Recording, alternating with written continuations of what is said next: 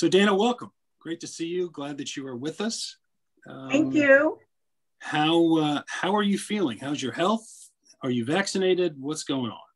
I am double vaccinated. I'm done. I'm good. I'm good to go. I feel great. It was kind of scary for a while, but now I'm back to doing my thing. So I'm very grateful to have been vaccinated. You spent a lot of time in Annapolis with the General Assembly. How was that? Well, very different. Very different this year. Most of it was virtual. So I didn't actually drive to Annapolis this year. I spent a lot of time doing this on the computer. They really tried to be safe. There were a couple of sessions when you could go if you wanted to, but I didn't. Well, glad you're healthy. Glad the session's over. Glad you've got time with LGW. So let's go back to the beginning. Let's go back to 1987 when you applied to be in the second class, the class of 88, second to none. How did you hear about LGW? What made you apply? Why are you interested in this? Well, you know what? I was actually called by John Tidings, one of the founders who was then at the Board of Trade. And he explained to me that they were going to bring a concept to Washington that had started in Atlanta called Leadership Atlanta, and that he was looking to include a diverse group of leaders in this second class, and asked me to seriously consider applying. And I knew John, and I knew that if he was calling me, it was something important, because he didn't just call to chit chat. So I thought about it. I talked to some friends, and I thought, why not? I didn't know there were going to be like 500 applicants for like 45 slots. I didn't know that when I applied, but I was fortunate and I got selected, and it's been in my blood ever since. So what were you doing at the time? Where were you working? That's a good question. I think I had just left the White House, but I can't really remember. I might have been on the Hill. I have to actually go back and start counting back, because I went from the White House to the Hill. And yes, I was probably on the Hill then. I was working as the chief counsel to the chairman of the House Small Business Committee. So I was doing a lot of legislative stuff and not a lot of local stuff. So I would have asked this question of John. I don't know if you did, but did you ask him, why weren't you in the first class? I actually did not ask that question. I did not. No. But you're thankful. You're thankful you're in the second. It never dawned on me until you just said that, actually. I'm sorry? It never dawned on me until you just said that. I didn't ask. But you're very proud you're in the second class. And I really believe that people are, it's almost like fate, people are put in the class that's best for them.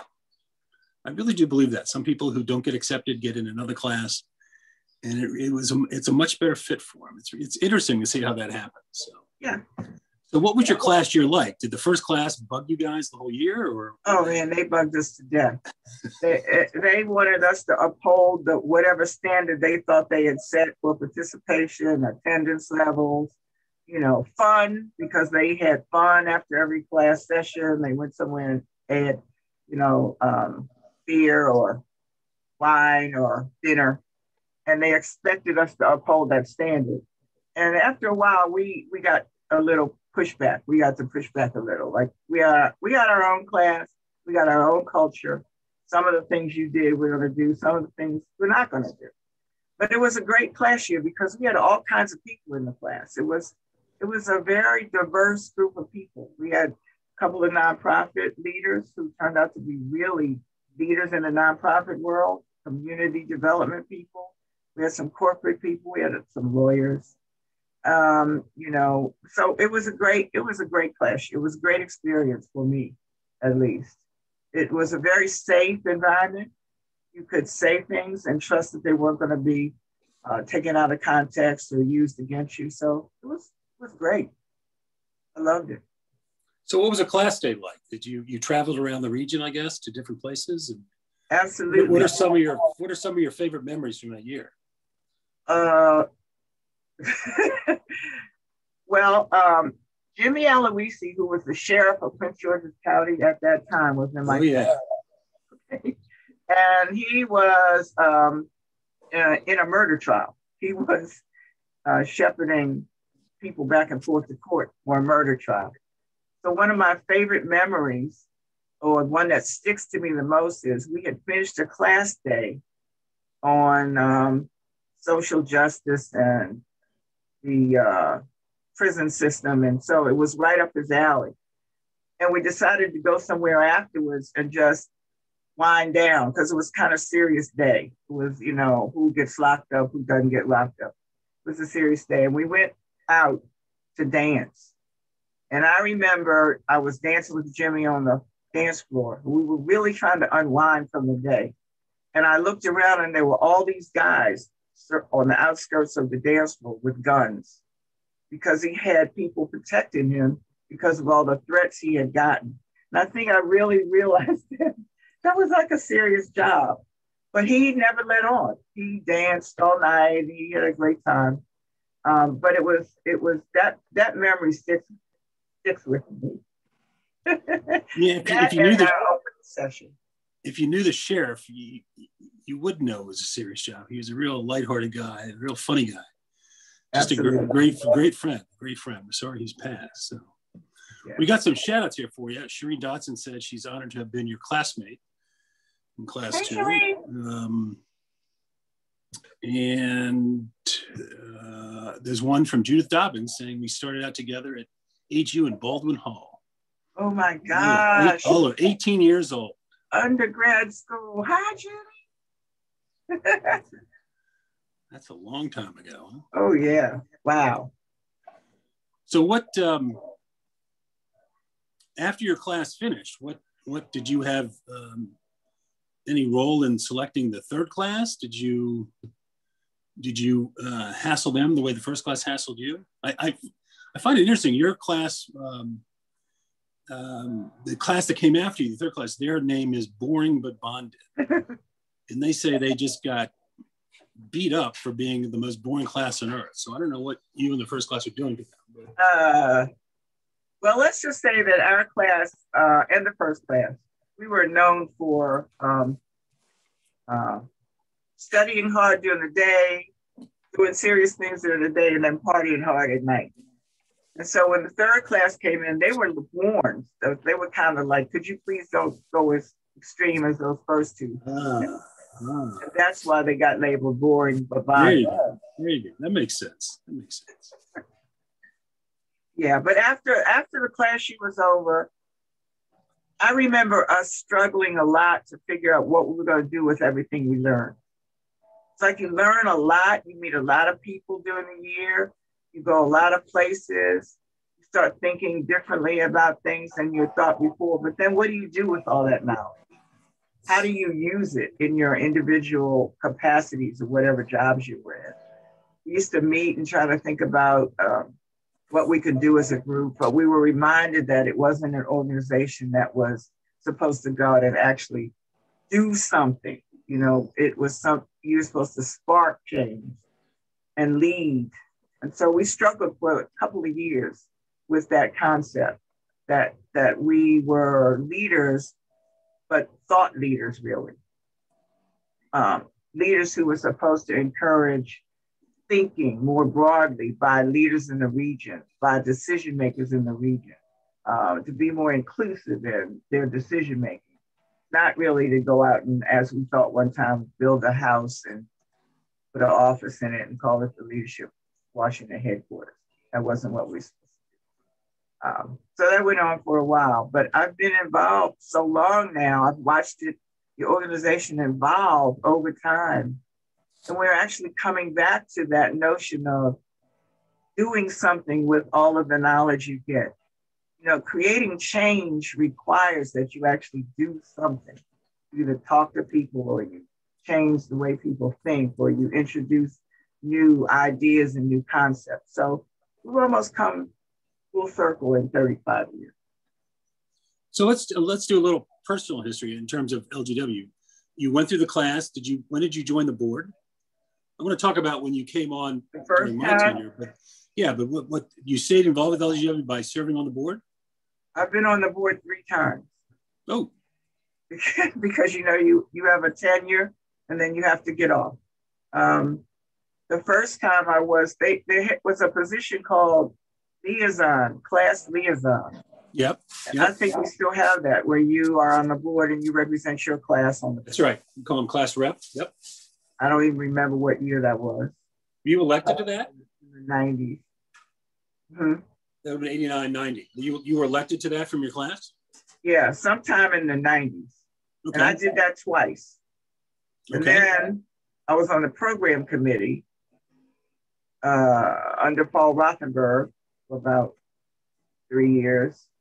Then I actually can't remember. If I had to reconstruct, I would have to go look at the little plaques that I have in my office that say leadership liaison year this, or program rep year this, and then I could figure it out. Let's just say you're on the board in the 90s, the aughts, and the teens. How's that? And now the 20s. Now the 20s. So you span the decades, Dan. You span the decades. That worked. I know. For our 10th anniversary, I chaired our 10th anniversary. So whenever that was like 97. 10 years. Sorry, I got a phone ringing here. Okay. Life on Zoom, you gotta love it. You gotta love it. So you and I have known each other a long time. Yeah. We never really, we were acquaintances. I wouldn't say we were friends. We were friendly with each other. But then I come in to LGW, Leisure Greater Washington, and I think you contacted me, said you were interested in serving on the board, or it was when Mary Abijay was president. Mary Abijay appointed you to a 1-year term on the board. Yes, she did. And it was sort of a move to, so what made you want to come back and get involved that way? Mary visited us. There's a dinner group that I'm sure you're going to ask me about because everybody does. There is a group of people from my class who have been having dinner once a month ever since we graduated, like 33 years.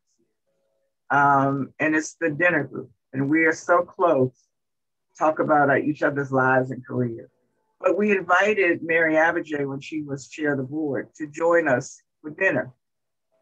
And afterwards, she asked me if I would agree to serve on the board to give some perspective to the mission and the history of the organization.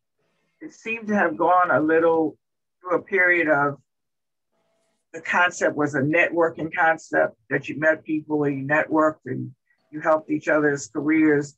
But the mission about changing the region for the better seemed to have gotten lost. So she asked me to sort of come back and remind the organization of why we were founded and what we were supposed to do. And that appealed to me because I was concerned about where the organization was going and where it was headed. And so I agreed. So when they hired me, you said, oh God, I got to get on the board and straighten him out. He's going to lead them to perdition. It's not how it went down. Not at all. No. I was actually. But you've been on the board since. You've really been on the board since I've been here. You've been on the board since you were a secretary. You're doing an awful lot. You're heading up the 35th anniversary celebration, co-chairing that with Mary Abijay. Yeah. So we're thankful Mary went to that dinner. Thankful she invited you to be on the board because you sure have been a great contributor to LGW in my time here. So let's talk about your dinner group. How did that come about? And I always talk about this group anytime there's an orientation, anytime there's something for a new class. I always bring you guys up, you gals up. So tell me about that. How did that start, and how did it keep going? I guess is the bigger answer. It doesn't even seem like that long to me. It doesn't seem like over 30 years that we've been doing this. It's sort of just innately happened. A group of us talked often and then missed each other and missed the time we spent together and decided, let's have dinner every now and then. And then every now and then turned into once a month. And we were scattered all over. We were in different states, but we found a way to be together and renew our friendship and keep it going. And now I can't imagine not doing it. It's, to me, what it is symbolic of the relationships that you form when you bond that closely with a group of people over the year. And naturally, you bond more closely to some of them than to others. And so this small group of 9 or 10 of us over the years have become so intertwined in each other's lives that we're a family. And that's really what we are. Now, every now and then we invite some other people outside the family to join us at dinner, because we actually want to see and have people see what this thing is that you get when you go through this program. How closely you identify with people who have shared values, shared mission, shared goals and objectives, and shared responsibilities. Leaders have responsibilities, and they're always not easy to carry. So having somebody you can call and talk about, I've got this situation or that situation, give me some advice, has been helpful over the years. That's how that group stays together. But we also have a lot of fun. We have a lot of fun together. We had you at one of our dinners, Doug, remember? Well, I've been to a few of them, and I was at the one with Mary Abijay, and that was right after I was hired. So I want to thank you. You were probably the only one other than Mary in that group that was sticking up for me. The rest had a lot of skepticism. Wondering who I was, what was I doing, why was I there? Here's what needs to be done. Get off your butt and fix this thing. So, but it was great. It was great. It was great constructive criticism, great ideas on things we needed to do. And I will say the second one was much more pleasant. And then the next one I went to was much more pleasant. And Barbara Davis Blum has been gracious enough to invite me to that once a year. So I'm very thankful for that. And it's truly it's a powerhouse of women in the region. It's a political powerhouse and a lot of other things. It's just, I'm in awe whenever I go there, just to sit with you all, listen to you all, when you're not yelling at me. But other than that, it's great. So. Thank you. I think it's all because we care so much about this organization. Yeah. And want to see, there's a culture that develops in an organization, and somebody has to protect it. Otherwise, it gets diluted and diverted, and then that's how organizations die. And so we're like the culture keepers. We're not the only ones, but we are, since we were so early on, we are the ones that really care that this organization continue to thrive and exist. So don't take it personally, Doug. We weren't really. No, I never take it personally. It was wonderful, actually. It really was. It was very inspiring. And I was joking about the yelling, but it was very nice. And as I said, I'm honored to be able to come back. And we do have a question from Barbara Davis Blum, who, as I said, has invited me to these and is a member of your group. But she says that members of the first few classes see you, Dana, as the guardian of the original core values of leadership Greater Washington. Please remind the viewers watching what those core values are. And I just want to add to that, I think that's been a remarkable part of your service on the board, where you are always going back to the founding, going back to the original days, going back to the original intent of Leadership Greater Washington, and holding us to that. And it's been a blessing for me to have you there and just keep talking about that. So I agree with Barbara that you are a guardian of the core values, and let's talk about that some, if you would. Okay. Well, I think our core values are what makes Leadership Greater Washington the organization it is. It's distinct from any other organization that I've ever been a part of or that I know about. It was the first organization to recognize the value of diversity, ethnic diversity, gender diversity, all diversity, diversity of thought. It was not in Washington back in '88. You were very much expected to act and think like the institutions that you were part of. And Leadership Washington, as it was called at the time, was one of the first ones to say, we value diverse thought.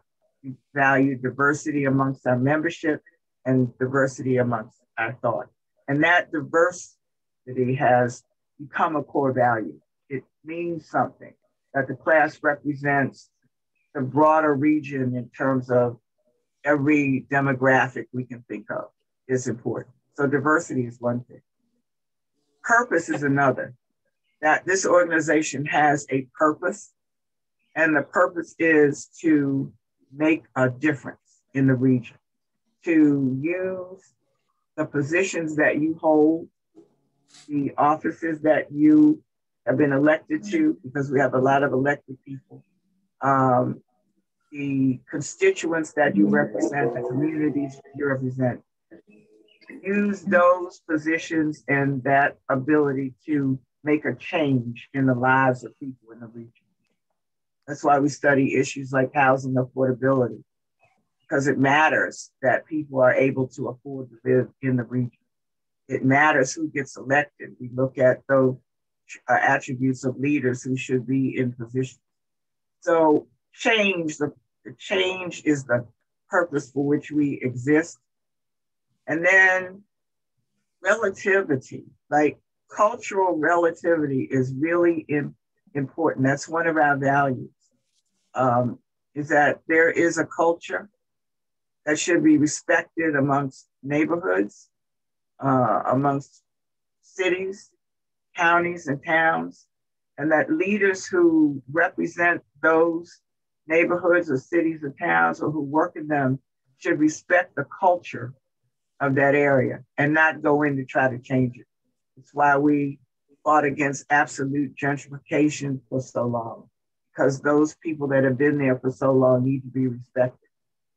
So we have that. And then I think the other core value that we have is respect. I don't know, in all the fights we've had ideologically, that we've ever been in a situation where we have disrespected one another or the people we're talking to because they have a different view than we have. So those are the core values I can think of. There probably are some more, but those are the ones that I try to honor in my role. Let's go through an example of that. So you're on the board now, working with me and the rest of the board. Pinky Mayfield is the chair, and she is looking for ways to help us raise more money, that we need to be on more solid financial footing. And the idea came up that we want to turn the dinner into a major fundraiser for us, to help, again, create a reserve fund to help us add to the programming that we offer and all that. So you were very helpful in that. You stepped forward and participated in that, but you did it with a particular point of view. You were very careful and very insistent on saying, here's what we need to remember. So can you talk about that a little bit? I remember all that and those discussions. I thought they were fascinating, and they really kept the event, even though it's a much different event than it used to be, it kept the event, I think, to its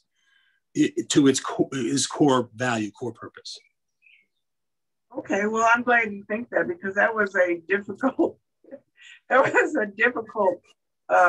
path for me to take, because I appreciated what Pinky was trying to do.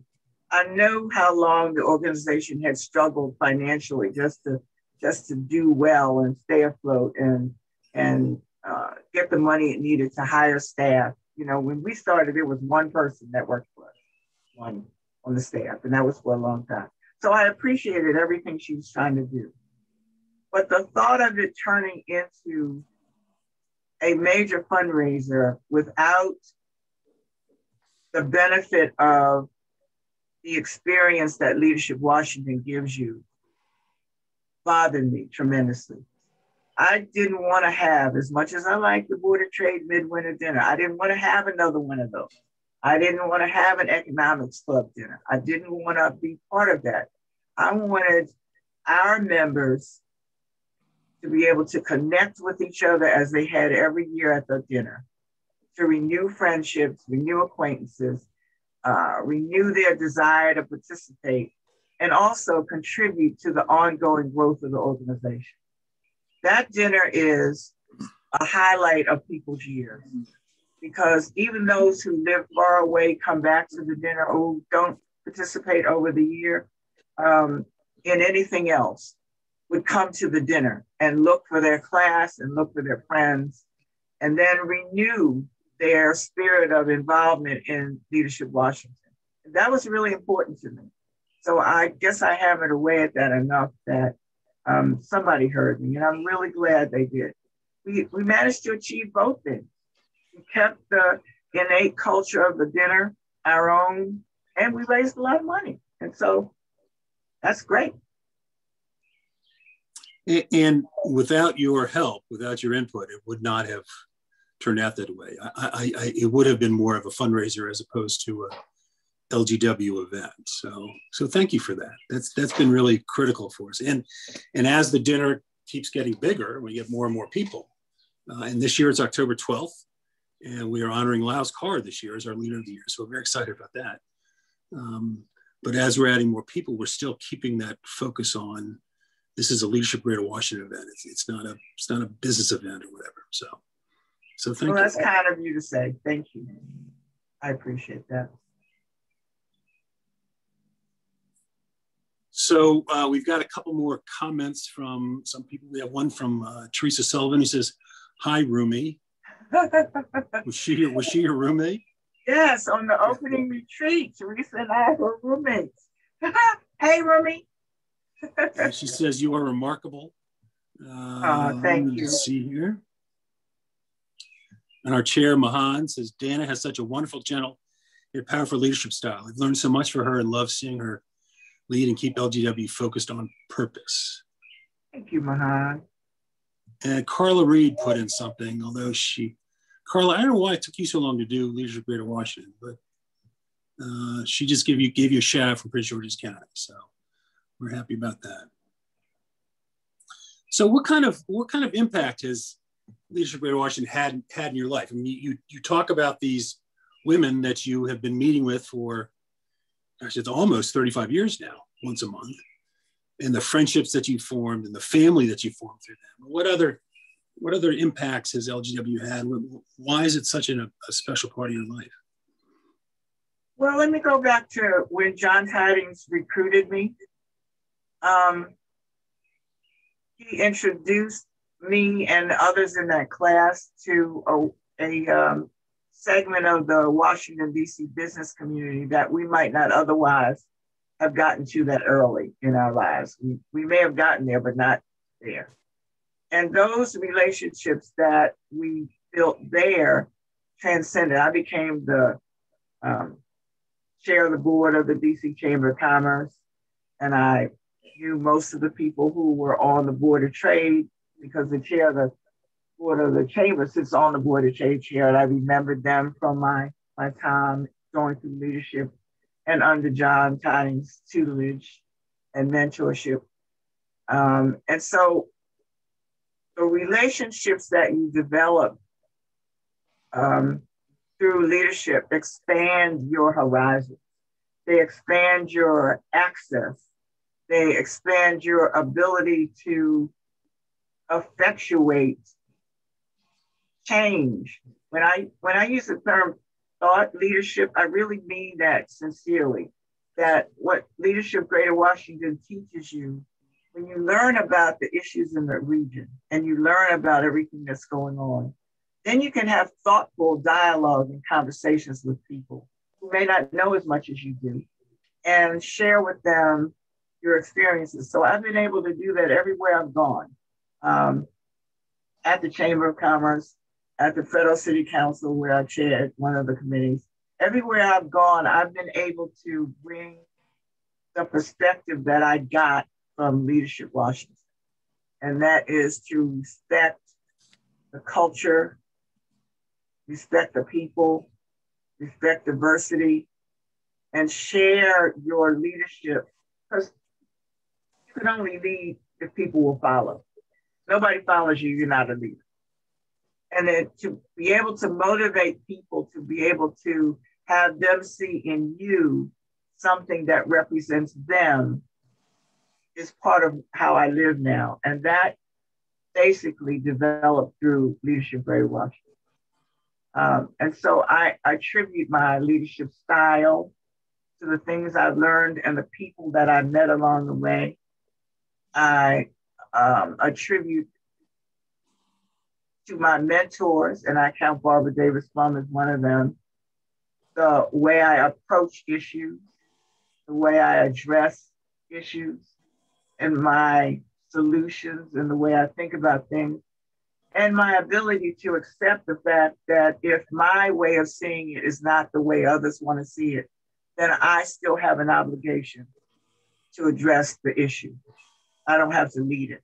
I can just be part of it. So it's had a great impact on me. It's also helped me as a mother because I have 2 grown children and they've watched me go through all this stuff. They've accompanied me to clean up the Anacostia, take a boat down the river and look at all the trash, and then go out and to feed the homeless on occasion, go with me to Habitat for Humanity and build a house. And all of that is part of what I was exposed to going through this organization.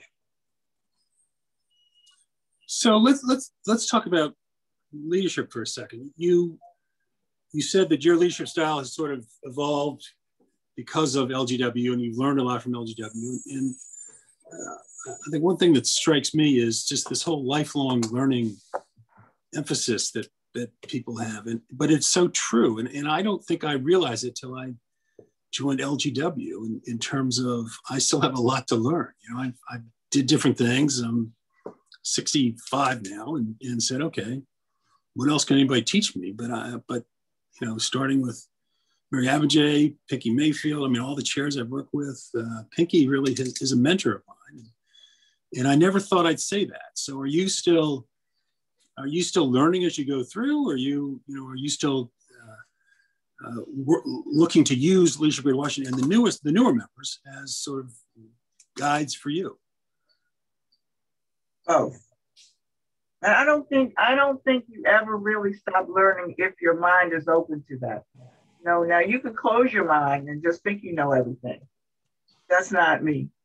So it helps to always, like right now, it helps me to look at this generation, look at the Black Lives Matter movement, look at the ecology movement, the environmental justice movement. So all those are led by people who age I used to be. And yet they have a lot to teach us about the world today and how to approach things today. So you never stop learning unless you don't want to. And so that matters. My leadership style, though, you know, they give you these categories of leadership, and you know, I don't know which one I fall in. Maybe servant leadership is the closest I can get to my style, because what I'm trying to do is serve an objective and a purpose and help lead organizations or people towards an end that they want to get to. Not that I want them to get to, but they want to get to. And continually learning helps you be able to do that. And I do believe just being a member of LGW that you can't close your mind to that, because there's so many fascinating people, so many interesting things going on in terms of discussion that it really, if you thought you didn't have anything to learn, you're quickly disabused of that by being part of Leadership Greater Washington. That's one of the real personal benefits that we all get from being part of this wonderful organization. Absolutely, absolutely. So we have a question from Judith Dobbins, who says, what role can Leadership Washington play in line with its purpose to make a change in the region, to address the issues of racial justice and equity that continue to adversely affect people of color?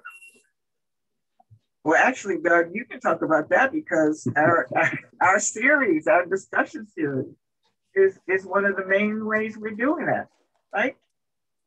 Yeah, we have an anti-racist leadership series run by Howard Ross and Karen Trader-Lay, and it's really been a wonderful addition to the programming we have. And I would say we've put almost 500 people through that training. So it's really, and only about a third of them are members. So we're reaching beyond LGW, but we're doing that. We're going to continue to do that, continue to provide that leadership training to people who are interested. So that's something that we're very proud of, that we want to continue to do and want to expand it as best we can. Yeah, and one of the things our current chair, Mahan, has emphasized is being able to take this organization outside of itself to reach as many people outside as possible. And that racial diversity series is one way of doing it. Our housing affordability. We are touching people who are not necessarily in the organization, but who are also influencers in the world they live in. And so it helps, Judy. It helps to be able to take issues seriously enough to identify people who are impacted by them, and then engage them in a dialogue that helps them grow and helps you understand where they are better. And I think that's what we're doing now. I think that is exactly what we're doing. Doug, you're on mute. Mahan says during this year we went virtual. We have shifted the focus of LGW to the members, of promoting the members, getting their word out, letting people know about them, and letting people learn from them in leadership and whatever. It's a great opportunity, and we've got so many members to be proud of to promote. So these frontline conversations are one way of doing that. And I think that's a way we're reaching out beyond just the membership. So we've shifted some from being inward focused to being outward focused now, and it's brought in a lot more participation, it's brought a lot more interest and a lot more awareness of LGW, and to be honest, it's brought in more money too. So that it helps us, it helps us keep it going for the next few years. So we're proud of that.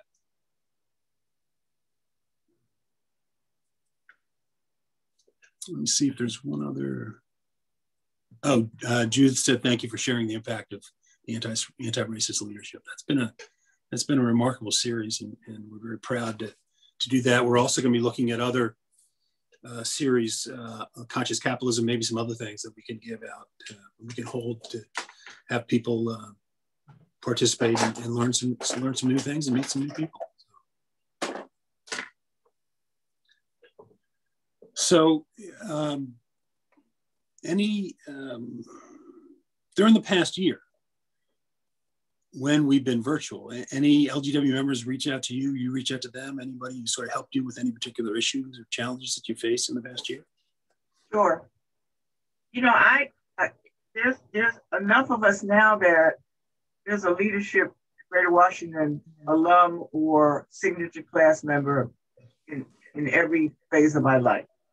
So there's not very many places I go when I can't identify an LGW person, someone who already went through the program or somebody who's going through the program. I remember in the very beginning, we had a saying we were taught: if you get a call from somebody from Leadership Washington, return it within 24 hours.